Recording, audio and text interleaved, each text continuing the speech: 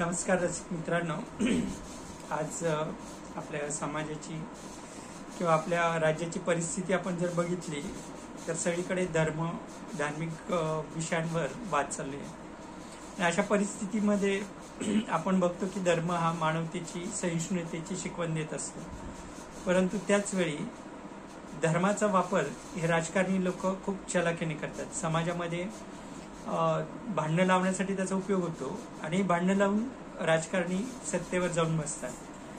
तरुणांना रोजगार नाहीये,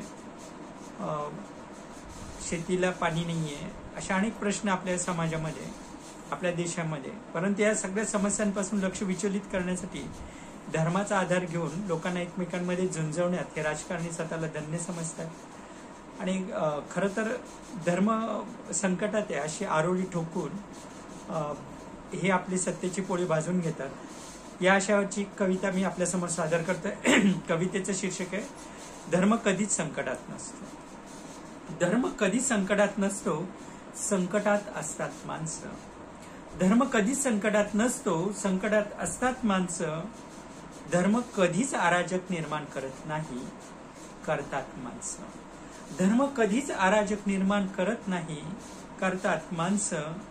धर्म कधीच लढवत नाही माणसांना माणसासोबत। धर्म कधीच लढवत नाही माणसांना माणसासोबत। धर्मामुळे कधीच नाही रक्ताचे पाठ वाहवत। धर्मामुळे कधीच नाही रक्ताचे पाठ वाहवत। धर्म असतो माणसांना माणसाशी जोडण्यासाठी। धर्म असतो माणसांना माणसाशी जोडण्यासाठी। धर्म कधीच नसतो नाते मानवतेचे तोडण्यासाठी। धर्म कधीच नसतो नाते मानवतेचे तोडण्यासाठी। धर्म नेहमीच देतो त्यागाची आणि सहिष्णुतेची वागणूक। धर्म नेहमीच देतो त्यागाचे आणि सहिष्णुतेची वागणूक।